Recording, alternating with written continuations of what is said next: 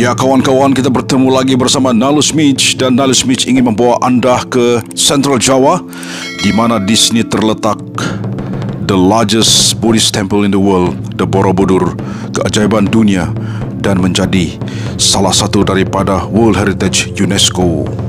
Dan apa yang menarik di sini adalah lebih daripada 2,000 individual bas relief yang menunjukkan kehidupan harian manusia, disiapkan dalam 75 tahun dan mempunyai 504 originally Buddha statue. Jom follow Nalus Mitch melihat. Ya kawan-kawan, kita sekarang, Nalus Mitch sekarang berada di Borobudur, ya, the largest Buddhist temple lah. Inilah pertama kali Nalus Mitch bertandang ke sini, dan kita akan lihat di dalam keunikan, the amazing temple of Borobudur Temple lah. So ini adalah tempatnya, sangat cantik. They maintain it very well, facilities the best, dan ramai orang, ya. Domestic tourism alone to occupy this amazing tourism product Borobudur is very hard to explain in words, ya. So ini dia, kita akan menunggu kawan-kawan untuk kita masuk ke dalam dan terus menuju ke Borobudur temple. Ya, Nalus Mitch, stay tune. Ya, selepas kita membeli tiket, kita akan memasuki gate ini, di mana di sini harus untuk kita mengambil gambar Borobudur, ya, the largest Buddhist temple in the world. Dan maknanya pun ada tersirat. Kamu akan datang di sini, dan untuk pergi ke site Borobudur Temple itu kita akan menaiki tram. Jom kita dengar. Nah, ukiran itu semua mempunyai makna. Sebagian kecil tidak bermakna, tapi sebagai hiasan. Nah, makna-makna yang dilukiskan di relief itu mereka diambil dari kitab sucinya umat Buddha. Nah, sebetulnya di sana itu ada 3.000 meter relief itu adalah merupakan rangkuman dari 6 kitab suci umat Buddha. Nah, salah satu kitabnya namanya Lalita Vistara. Itu dalam bukunya itu menjelaskan mengenai perjalanan daripada Pangeran Siddhartha Gautama sebagai pembawa ajaran Buddha pertama kali, yang digambarkan di dinding candi lantai 3, mulai dari timur sampai timur lagi. Jadi kalau kita keliling satu kali putaran, kita dapat satu cerita atau dapat satu kitab. Jadi sebagaimana ketika orang Buddha ke sini, mereka berziarah, mereka belajar, mereka celebrate, itu mereka harus keliling. Nah, sebanyak berapa kali keliling atau pusing, mereka lakukan 10 kali. 10 kali ya? Ya, mengapa 10 kali? Karena Candi Borobudur ini ada 10 lantai, 10 tingkatan. Artinya 10 lantai daripada ajaran umat Buddha dalam mencapai nirvana. Ya, kalau kita sebut dengan surga, ya, orang Buddha sebut dengan nirvana. Kalau Buddha nirvana. Nirvana. Surga. Surga. Jadi kondisi di mana kita sudah terbebas dari penderitaan. Nah, kalau heaven, kita punya surga adalah merupakan tempat di mana kita bahagia selamanya, yang tidak pernah akan ada akhirnya atau abadinya. Nah, salah satu yang terkenal bahwa Borobudur itu artinya Boro, itu artinya monastery, itu dari bahasa Sanskerta. Kalau bahasa Indonesia itu wihara, tempat suci umat Buddha. Kalau orang Hindu kan pura. Pura, namanya pura kalau untuk orang Hindu, yang artinya di atas. Kalau bahasa Jawa ini kita sebut dengan dhuwur, atau artinya di atas pula. Ya, jadi Borobudur artinya tempat suci umat Buddha yang berada di atas. Maksudnya di atas bukit, karena memang letak candi ada di atas bukit. Nah, kemudian seperti saya sebutkan bahwa candi ini dibangun sebagai tempat untuk belajar tentang ajaran Buddha yang dilukiskan di dinding-dinding Candi Borobudur. Nah, 10 lantai daripada Candi Borobudur itu terdiri dari 7 lantai berbentuk persegi. Jadi setiap sisinya itu hampir sama. Ya, sisi timur, selatan, barat, dan utara. Nah, pintu utama ada di timur. Mengapa?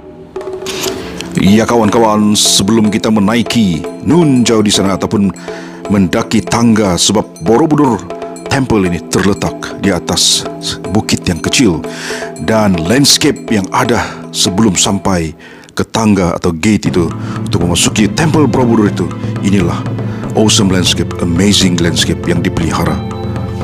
Yang lantai, ada 2 lantai ini, mereka sebut dengan lantai Kamadhatu. Kama itu apa? Kama itu artinya nafsu. Dunia di mana kita hidup yang masih terkekang oleh nafsu keduniawian. Nah, di lantai 1 ini, ya, yang mengelilingi ini ada sejumlah 160 relief, 160 ukiran mengenai nafsu. Apa contohnya? Ya, itu dia tadi. Experience Guide, Awesome Guide. Jika Anda datang di sini, please look for Ibu Atin sebagai in-house guide Anda terbaik dan value for money. Inilah the awesomeness of Borobudur Temple. Seperti yang Nalus Mitch katakan tadi, it is inducted under World Heritage, under UNESCO, World Heritage List under UNESCO. Awesome. Nalus Mitch sangat teruja dan excited to see this beautiful, amazing, and tidak dapat bayangkan bagaimanakah mereka mencipta ataupun to develop, establish this kind of awesome temple.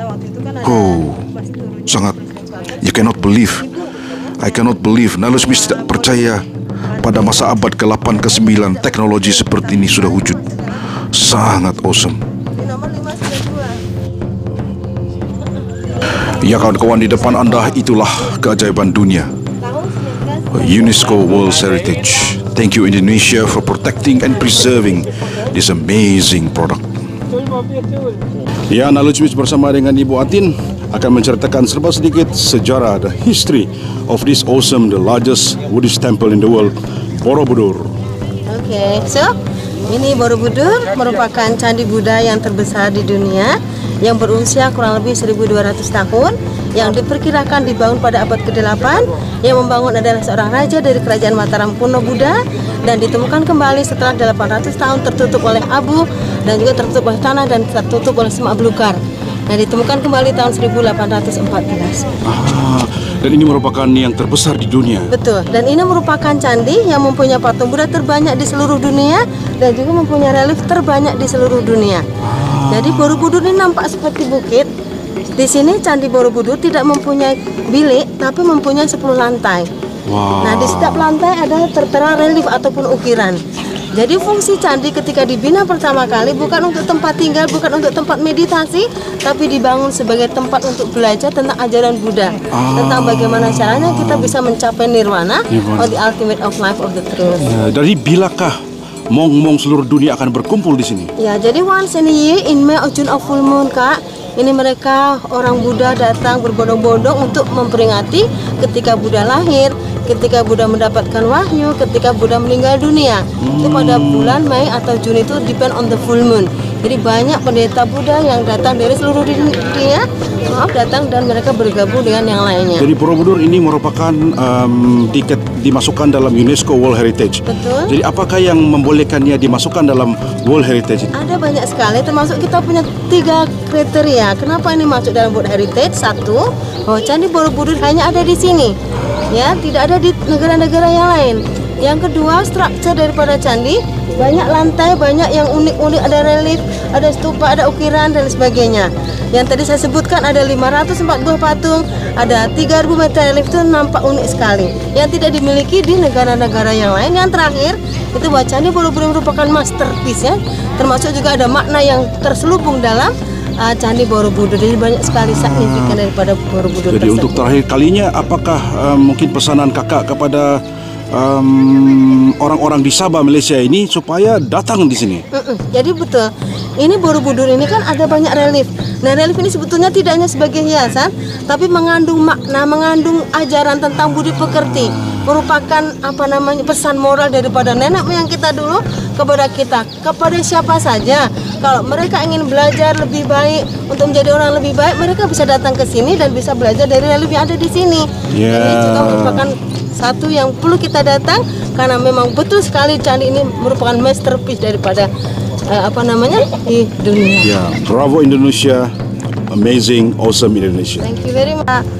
Lantai of Desire, tadi saya sebutkan ada relief tentang desire, ada seperti minum-minuman keras, ada gosip dan sebagainya. Nah, tapi dari sisi ini timur, kita bisa lihat batu yang bersusun-susun saja. Nah, tetapi kalau kita angkat ke sini, kita remove batu itu ke sini, kita akan temui banyak lagi relief yang ada di dalam, seperti di lantai atas sana. Satu alasan teknis saja untuk melindungi agar candi tidak runtuh.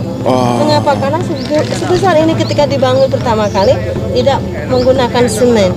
No anything in between, tidak pakai perekat. Iya, jadi mereka pakai sistem kait, is like Lego, ya, like pakai interlock.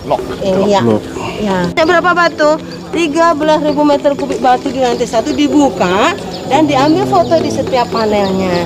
Nah, setelah itu mereka tutup kembali. Nah, hanya saja di sudut tenggara sana disisakan, tidak ditutup kembali oleh batu karena mereka ingin kasih lihat kepada kita sebekar mereka tidak tutup kembali oleh orang Belanda itu. Nah, relief ini, bayangkan ya, abad ke-8 mereka bisa bikin relief seperti ini dengan tidak pakai alat yang canggih seperti sekarang. Iya, mereka pakai tangan. Nah, ini gambaran ini sedang mereka sedang minum ya. Mereka sedang opium. Ya, ekstasi. Jadi dari abad ke-8 sudah mengenalkan seperti ini. Dan di sini seperti abortion. Di sini ada seseorang dengan membawa cawan. Di dalam jog itu ada alkohol. Yang kemudian ini cerita karma sebetulnya. Nah, kitabnya yang dilukiskan di ini namanya kitabnya itu adalah Karma Wibangga. Ya, cerita tentang sebab akibat. Jadi semua akan mendapatkan karma. Semua yang apa yang kita kerjakan, apa yang kita lakukan kembali kepada kita. Salah satu contoh di sini juga. Ini yang baik. Ini kan yang buruk. Ini yang baik apa? Ini kita ingat ada segerombolan orang yang sedang menolong seseorang yang sakit. Ya, datang temannya untuk pijat kepalanya. Datang lagi yang satu nih sedang rub the body with the herbal. Yang satu lagi dia sedang membawa makanan untuk diberikan kepadanya. Yang satu lagi seorang perempuan yang sangat tua renta, tapi dia pun juga ingin berbuat sesuatu untuk menolong seseorang yang ada sedang sakit di situ. Nah, di sini sebagai rewardnya, ini nampak bahagia sekali. Ini dilukiskan dengan sebuah family yang happy ya, happy family.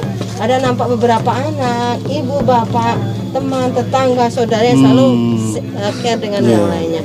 Jadi sebetulnya kalau kita berbuat baik, kita memberi, sebenarnya adalah kita sedang berbuat baik kepada kita juga. Banyak pahala. Diri kita sendiri ya. Nah, yang lainnya kemana? Yang di dalam sana kan. Jadi kalau kita bongkar ini ke sini, ada lagi.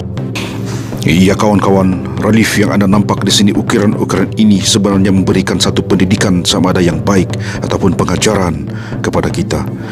Dan seperti yang saya katakan, lebih daripada 2.000 relief yang ada di sini dan semuanya memberikan motif ataupun renungan bagi kita. Dan kecantikan ini sangat awesome, sangat luas, dan difahamkan Borobudur ini tidak mempunyai bilik, tetapi tempat untuk sesiapa saja yang ingin mendalami ajaran Buddhism yang ada di sini. Apa yang membuatkan Nailsmith teruja adalah bagaimanakah pada abad ke-8 ke-9 teknologi seperti ini, ukiran-ukiran yang sangat halus, sangat detail yang telah diwujudkan pada masa tersebut. Sesuatu yang beyond Nailsmith's imagination. How this kind of technology exists during on the 8th, 9th century. Sangat-sangatlah amazing dan beyond words. Dan kecantikan preservation mula-mula mereka lakukan pada 1911 dan disambung semula pada 1973 hingga 1983. Thank you UNESCO, thank you orang persorangan, thank you juga kepada Kerajaan Indonesia kerana preserve and protecting and conserve produk pelancongan seperti ini yang harus diketahui, dipelajari oleh generasi muda. This is an amazing wonders of the world yang bagi sesiapa di Sabah yang melihat video ini atau di Malaysia atau di mana saja di dunia, you need to come here and to experience first hand the beauty, the amazing Borobudur Temple.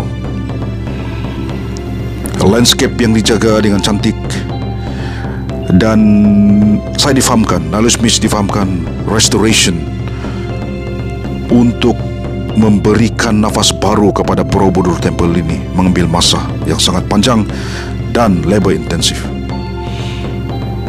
Dan apa yang kita lihat di sini, inilah sekali lagi wonders of the world yang harus Anda alami dan experience di sini. Sangat awesome, sangat amazing. And Nalus Beach, it's a privilege for me, for Nalus Beach, to bring this video to you and for you to witness for virtual tour what entails, what story, what an amazing history yang telah dicipta oleh Borobudur Temple ini. Dan kerajaan Indonesia juga telah mendirikan ataupun erect batu yang besar ini sebagai penghargaan kepada UNESCO dan orang-orang tertentu yang telah berusaha menjaga. Dan nama-nama yang terpahat di sini adalah nama-nama orang perseorangan yang bekerja untuk restorasi dari 1973 sehingga 1983. Thank you again Indonesia for appreciating the effort each individual companies, UNESCO and so on. You are awesome. Bravo Indonesia. Thank you for preserving Borobudur Temple so people like Nalus Beach and the rest of the world can experience your wonders right before your land. Thank you Indonesia. Ya kawan-kawan, itu dia lawatan singkat di Borobudur, the biggest, the largest Buddhist temple in the world yang banyak keunikannya dan menjadi satu World UNESCO World Heritage.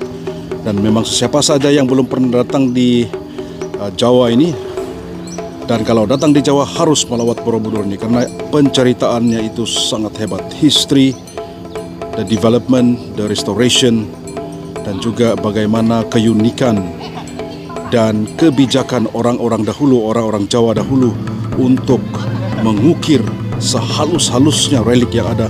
Sangat awesome, amazing. Thank you Indonesia. Nalus Beach, Borobudur.